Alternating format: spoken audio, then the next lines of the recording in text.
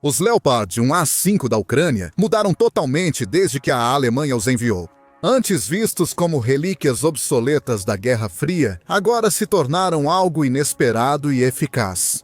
Eles deixaram de ser apenas tanques e agora servem como franco-atiradores, caçadores de drones e sistemas antiaéreos experimentais, customizados de maneiras inéditas. Após anos de combate, esses tanques Frankenstein sobrevivem melhor que muitos veículos ocidentais modernos.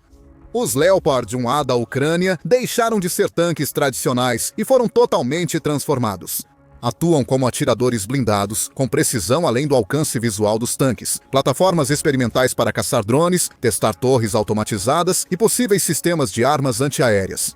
Engenheiros ucranianos e inovação ocidental modernizaram um tanque usado em 9 países, nenhum na Europa Ocidental. Para entender por que as mudanças feitas pela Ucrânia no Leopard revolucionam a guerra de tanques, é preciso analisar como esses veículos de 60 anos estão mudando as regras do combate blindado atual. O Leopard 1A5 não foi feito para combater na Ucrânia. Quando a Alemanha autorizou exportar 178 desses tanques em 2023, praticamente esvaziou seus depósitos locais. O Leopard 1 foi retirado do serviço de linha de frente na Europa desde o início dos anos 2000, substituído pelo Leopard 2. Esses tanques acabaram entrando em um limbo jurídico, pois foram divididos aproximadamente entre a Rheinmetall e a FFG, dois fabricantes e fornecedores alemães de armas e veículos militares. E uma parte do estoque da Rheinmetall estava na Suíça, que inicialmente contestou o envio de armas ocidentais para a Ucrânia. No entanto, Alemanha, Dinamarca e Holanda acabaram prometendo enviar pelo menos 100 desses tanques de qualquer forma. A Rheinmetall mais tarde anunciaria um possível acordo para comprar tanques da Itália, que também enfrentou alguns obstáculos antes de ser reduzido para apenas 25 unidades.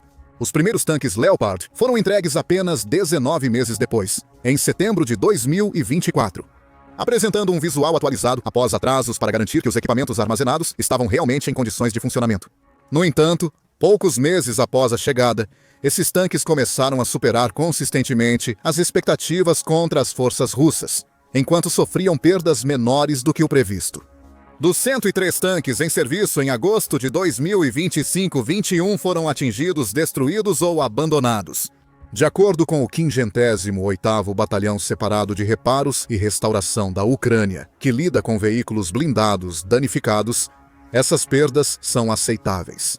A taxa de sobrevivência é cerca de 87%, superior à de muitos tanques ocidentais em condições semelhantes. O 58º afirmou haver motivos para crer no uso correto e elogiou as 7 brigadas que operavam o tanque em maio de 2025. O sucesso se deve ao que a Ucrânia fez após receber os tanques. Tanques teriam sobrevivido pouco indo direto do transporte à linha de frente, mas engenheiros ucranianos os modernizaram para uma guerra para a qual não foram projetados. A fraqueza fundamental do Leopard 1A5, nos tempos modernos, era definitivamente sua blindagem fina, chegando no máximo a 70 mm de espessura na parte frontal. Isso teria sido suficiente para parar armas leves de até 20 mm de calibre, mas não o bastante para sobreviver a um impacto da era da Guerra Fria, os 125 mm do T-64 soviético, sem contar as munições perfurantes reais. A grande presença de artefatos explosivos nos dois lados do conflito, especialmente os lançados por drones ou munições vagantes. Como os Ala-Lancet, os tanques tornaram-se alvos lentos na guerra moderna. Ao mesmo tempo, um Leopard 1A pesa apenas cerca de 40 toneladas em comparação com mais de 60 toneladas que os modelos modernizados Leopard 2A possuem. É um carro de combate principal manobrável, projetado para acelerar rápido em superfícies planas e ter bom desempenho fora de estrada. Na Ucrânia, onde a vigilância torna as estradas rapidamente problemáticas, essa parte foi essencial. Ter tanques que pudessem lidar mais facilmente com terrenos pantanosos era mais importante de preservar do que reformular todo o sistema de blindagem para ser mais pesado. Isso forçou os engenheiros ucranianos a pensarem de forma diferente sobre a proteção dos tanques. Em vez de tentar tornar o tanque à prova de balas, eles o tornaram à prova de drones. Especialistas ucranianos integraram localmente pacotes avançados de blindagem, incluindo a Contact 1 e a NISH, blindagem reativa explosiva, ou ERA, no Leopard 1A5S. No entanto, essas eras foram tecnicamente projetadas para um tipo diferente de tanque, ou seja, o T-64 e seus derivados, que possuem um formato de chassi ligeiramente diferente. Isso significou que os engenheiros ucranianos precisaram voltar à prancheta para projetar o posicionamento adequado da era ao redor do tanque. A solução foi posicionar estrategicamente os blocos de era nas áreas mais vulneráveis. A blindagem reativa. Contactum, criada na União Soviética, são caixas com explosivos que detonam ao serem atingidas por cargas moldadas, redirecionando a energia explosiva para longe do tanque para minimizar danos e evitar a penetração da blindagem. Segundo os fabricantes, a Contactum reduz em até 92% a penetração de foguetes anti-tanque e em 52% a de munições High Explosive anti-tanque de tanques. Essas estatísticas devem estar desatualizadas, pois foram testadas com armas da época dos primeiros tanques com esse sistema nos anos 1980. A estrutura das munições quase não mudou. A Ucrânia e a Rússia também dependem do uso contínuo de seus estoques existentes de armas e munições da era soviética pelo maior tempo possível. Por isso, minas antitanque dos anos 1960 ainda são comuns nas frentes de 2020. O National Institute of Justice, por sua vez, tem design não linear e multicamadas de cargas moldadas internas empilhadas. Quando ativadas por uma carga inimiga ou penetrador cinético, as cargas detonam em sequência, gerando uma reação em cadeia nas vizinhas. Essa energia gera uma sequência de facas que cortam e destroem a munição acima. O National Institute of Justice tem módulos menores, aumentando a resistência do tanque a múltiplos impactos de várias direções e ângulos. Porém, o sistema de blindagem é menos eficaz contra munições de maior calibre, mas protege contra penetradores cinéticos, o que o Contactum não faz. Talvez o mais importante seja que os ucranianos desenvolvem sistemas de proteção anti-drone abrangentes e dedicados, indo além de fornecer aos tanques apenas blindagem anti-explosivos. Imagens da mídia ucraniana mostram uma grade dobrável, cobrindo a traseira da torre, parecendo o teto de um conversível. Grades de proteção são reforçadas com redes de malha, que capturam drones First-Person View, antes de atingirem o casco e reduzem a energia dos explosivos. Ao desperdiçar essa energia no ar, essa blindagem improvisada provou seu valor de forma espetacular. Um Leopard 1A5 ucraniano resistiu a 10 ataques de drones, com 3 impactos frontais, e mais 2 no lado esquerdo e traseira do casco, antes de ser finalmente desativado após sofrer um total de 11 ataques de drones. Enquanto as modificações na blindagem chamaram a atenção, a inovação mais significativa da Ucrânia foi tática. A Ucrânia adaptou o Leopard, um projetado como tanque de batalha na Guerra Fria, para atuar como arma de precisão de médio alcance. O 58º Batalhão de Reparos e Restauração afirma que o Leopard 1A5V atua melhor como tanque atirador móvel. Mas observa que uma tripulação bem treinada pode disparar 10 tiros por minuto, enquanto seus oponentes russos disparam de 6 a 10 tiros. Isso permite que o tanque espere posicionado até encontrar um alvo grande. Depois, avança rapidamente até ficar dentro do alcance, que é de cerca de 4 a 5 quilômetros, e dispara rapidamente toda a sua carga atual de munições antes de se retirar. Isso ocorre por 2 motivos. O canhão Royal Ordnance L7A3, de 105 mm, criado nos anos 1960, é considerado ultrapassado para tanques modernos. Sobre calibre, tamanho e compatibilidade, a OTAN atualmente usa canhões de 120 mm em todos os tanques. No entanto, também se mostrou surpreendentemente eficaz quando combinado com munições modernas e sistemas de controle de tiro, como telêmetros a laser e imagem térmica. Esses sistemas avançaram significativamente desde a criação do tanque e eram basicamente o que limitava a precisão e a eficiência do canhão. Em segundo lugar, o sentimento anterior sobre a falta de blindagem torna as táticas de ataque e retirada muito mais lógicas.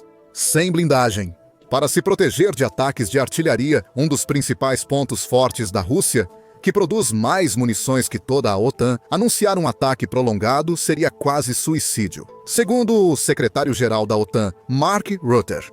É por isso que as tripulações do Leopard 1 usam apenas um número limitado de munições armazenadas na própria torre, com o restante sendo mantido dentro do espaço da tripulação. Quando o arsenal atual se esgota, o tanque recua para um local mais seguro e a tripulação recarrega a torre. Isso também reduz os danos ao tanque caso seja atingido pelo inimigo. Cada projétil na torre é uma carga explosiva em potencial que pode ser detonada e destruir o tanque de dentro para fora. Equipes de drones ucranianas usam essa tática para destruir T-72 com carregador automático e modelos mais novos. O tanque leve tem vantagem crucial em mobilidade. E o motor MT-UMB 838CAM500 oferece 830 cavalos, garantindo quase 20 cavalos por tonelada. Isso permite ao tanque acelerar rapidamente de posições ocultas, atirar com precisão e recuar antes da resposta do fogo russo. As equipes ucranianas usaram essa capacidade em combates próximos. Quando a infantaria russa ocupou uma posição a leste de Pokrovsk, um Leopard 1A5 saiu do esconderijo e atacou-os com um projétil de 105 mm a queima-roupa. Mas não foi apenas a Ucrânia que fez mudanças para melhorar as chances do Leopard. Quando comparada com drones de blindados modernos e ataques de longo alcance, a Bélgica tentou seguir em uma direção completamente diferente. O foco é reduzir o peso e aumentar a precisão com uma torre não tripulada, em vez de melhorar a sobrevivência ou o armamento do tanque. Está testando o Leopard 1A5 com torre não tripulada Cockerill 3105. A torre Cockerill 3105 reúne um canhão OTAN 105mm, sensores avançados e carregador automático em estrutura leve de alumínio. Essa configuração reduz a necessidade de tripulação de 4 para 3, eliminando a posição do comandante, basicamente retornando ao que os ucranianos já estavam acostumados com seus tanques de design soviético, que também possuem carregador automático. O canhão de 105mm permite ao tanque lançar o míssil antitanque Falarik 105 guiado por laser, o que amplia os possíveis usos do veículo ou consolida sua posição como um caça-tanques com características de atirador de elite. A carcaça mais leve e menos tripulantes indicam redução de cerca de 5 toneladas no peso do tanque, um grande oitavo do total. Isso pode reduzir o desgaste sobre o chassi envelhecido, que é, sem dúvida, a parte mais difícil de reparar para deixá-lo em perfeitas condições de funcionamento. O Kokora oferece mais controle de armas e consciência situacional, incluindo lançadores de fumaça e detecção inteligente de disparos. Esses recursos aumentam a sobrevivência da tripulação, alertando sobre ameaças e facilitando táticas para enganar drones de visão em primeira pessoa que usam indicadores visuais para atacar. Além disso, a torre ser não tripulada e acomodar os membros da tripulação abaixo dela traz benefícios adicionais para a sobrevivência. Mesmo que a torre seja destruída, a tripulação pode sobreviver no compartimento protegido do casco. Isso também resolve uma das principais limitações do Leopard 1A5 em relação ao armazenamento de munição. Tanques tradicionais guardam munição na torre para recarga rápida. Com torre não tripulada e carregador automático, a munição fica nas áreas mais protegidas do casco, reduzindo o risco de explosões. Ter a capacidade de armazenar mais munições de forma mais segura contribui diretamente para o uso atual da Ucrânia do Leopard 1 como um escaramuçador de médio alcance, em vez de um tanque de batalha principal direto. Um vídeo mostra que instalar a torre em um chassi Leopard exige poucas modificações. Com um anel adaptador extra entre chassi e torre para ajuste do rolamento e cabos para alimentar a torre e transmitir dados ao motorista.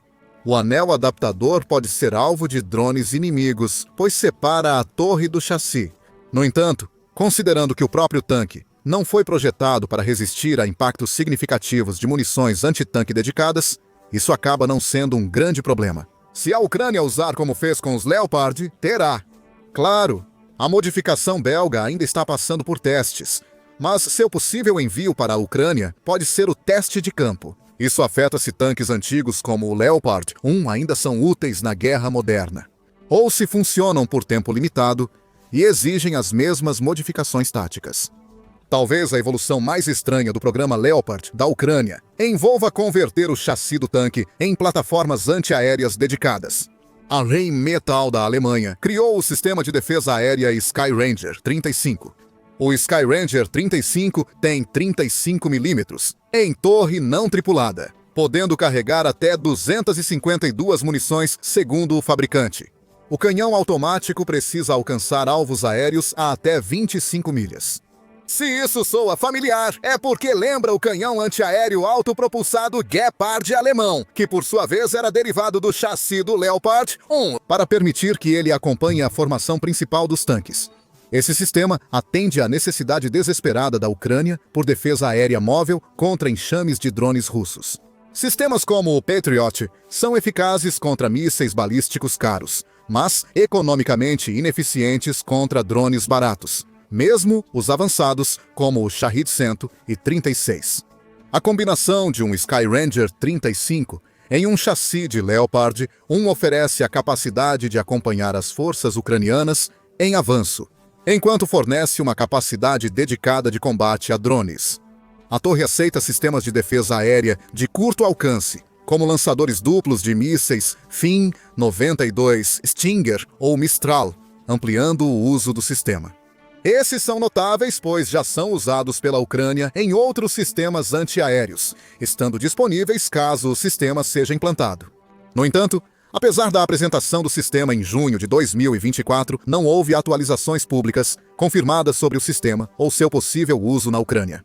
Provavelmente, a Rheinmetall ainda testa os Frankenstein Leopard 1, mas agora em solo da OTAN. Pode começar a fabricar ou entregar assim que a Ucrânia fizer o pedido. O que une essas modificações ucranianas do Leopard 1 e as torna tão eficazes ou potencialmente lucrativas para uso futuro? É muito mais do que apenas modernizar o tanque. Na verdade, trata-se de tornar o tanque mais otimizado para as condições atuais do campo de batalha. Tanto a Alemanha quanto a Ucrânia modificaram os tanques ao adicionar o sistema de controle de tiro EMES-18. Baseado no Leopard 2, o novo controle de tiro traz visão noturna avançada, operando como tanques ocidentais modernos em missões de busca e destruição. Para um tanque quase sem blindagem, contra munições modernas de 125 mm, enxergar e atacar o inimigo primeiro é crucial para sua viabilidade no campo de batalha. Além disso, ao contrário dos sistemas sofisticados, porém frágeis, dos tanques ocidentais modernos, os componentes do Leopard 1A5 podem ser mantidos pelas equipes ucranianas com ferramentas básicas. Um adido de defesa alemão destacou que o Leopard 2 é difícil de manter devido ao avançado sistema de controle de tiro e ao motor diesel V12 biturbo. Esses costumam exigir ferramentas e equipes especializadas, raras na linha de frente. Tanques Leopard 2 danificados geralmente são levados para reparo no oeste da Ucrânia ou Polônia. Já os Leopard 1A5 podem ser consertados mais próximos da linha de frente. O Leopard 2 é mais apropriado para o tipo de guerra preferido pela OTAN, com apoio aéreo esmagador e superioridade aérea. Na guerra na Ucrânia, nenhum dos lados domina os céus ou conta com apoio aéreo. Os benefícios do Leopard 2 em combate à distância se perdem, tornando-o mais caro, pesado e difícil de manter pelo exército ucraniano. Sergei Samleny, diretor-geral do Centro de Iniciativas de Resiliência Europeia em Berlim, afirmou isso. Os tanques Leopard 2 foram criados por fabricantes alemães sem experiência de guerra, o que levou à complexidade excessiva do sistema. O sucesso do Leopard 1 fica evidente pelo grande número enviado pelo Ocidente. Com cerca de 100 unidades, o Leopard 1 é o tanque ocidental mais usado na batalha. Somando todas as doações da OTAN, a Ucrânia tem cerca de 80 Leopard, 2 do 2A4 ao 2A6, um número irrisório. Se tanques precisarem de reparos e transporte para longe da frente, parte significativa do destacamento é perdida. Os tanques americanos estão em situação pior. A Ucrânia perdeu 27 dos 30 e um Abrams recebidos dos Estados Unidos da América, principalmente porque eram difíceis de manter, reabastecer e não tinham proteção contra drones, além de serem mais difíceis de adaptar que os modelos alemães. Esses números reforçam porque o Leopard 1 é visto como o principal tanque doado pelo Ocidente. Com países como Alemanha, Polônia e Itália retirando os tanques de seus estoques de suprimentos obsoletos, eles podem se dar ao luxo de enviar mais deles, já que estão dando baixa desses veículos do serviço ativo. O sucesso das modificações do Leopard 1A5 na Ucrânia expôs falhas na filosofia de design dos tanques modernos. Os tanques de batalha modernos priorizam máxima capacidade individual, com blindagem reforçada, canhões maiores e eletrônicos avançados. Mas essa abordagem falha contra enxames de drones baratos que atacam de cima. Isso criou uma nova era em que os tanques precisam ser escondidos em trincheiras e usados como complemento de artilharia, em vez de serem uma ferramenta para dizimar a infantaria e os tanques inimigos. Avançar. Nesse contexto, ser barato, leve e fácil de manter é muito mais valioso. Além disso, embora o canhão do Leopard 1 seja um pouco menor, ainda é suficiente para tirar outros veículos blindados de combate, com um acerto direto, o que só se torna mais possível ao integrar tecnologia de vigilância e controle de tiro. Isso depende menos do chassi do tanque e mais de fatores como blindagem, motor ou compatibilidade de equipamentos. Apesar do sucesso, as modificações ucranianas do Leopard ainda têm limitações importantes. A blindagem extra reduz a mobilidade do tanque e os sistemas de proteção requerem manutenção constante no campo. Isso pode ser particularmente debilitante em combates urbanos, onde os tanques seriam inevitavelmente forçados a entrar em ação como parte de campanhas defensivas prolongadas. As modificações são melhorias únicas, ao contrário de tanques modernos, já projetados com opções de atualização. A arquitetura do Leopard 1A5 dos anos 1960 limita as adições, já que chassi e motor não suportam muito peso. Os caminhos alternativos na Bélgica e na Rheinmetall podem ajudar a prolongar a vida útil do tanque, mas talvez eles já não possam mais ser considerados Leopard. No fim, os tanques Leopard da Ucrânia são estranhos por necessidade. A doutrina convencional de tanques, que fazia sentido nos campos de batalha do século XX, foi completamente invertida na era dos drones. Engenheiros ucranianos criaram sistemas híbridos adaptados ao combate real, enquanto aliados ocidentais passaram a observar e reafirmar essa experimentação. Se os leopardos da Ucrânia representam o futuro da guerra blindada ou só uma resposta a circunstâncias únicas, ainda não se sabe.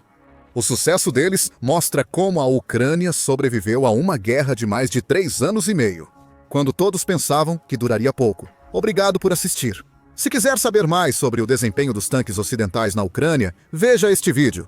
Para acompanhar as últimas da guerra na Ucrânia e geopolítica global, inscreva-se no The Military Show para vídeos diários.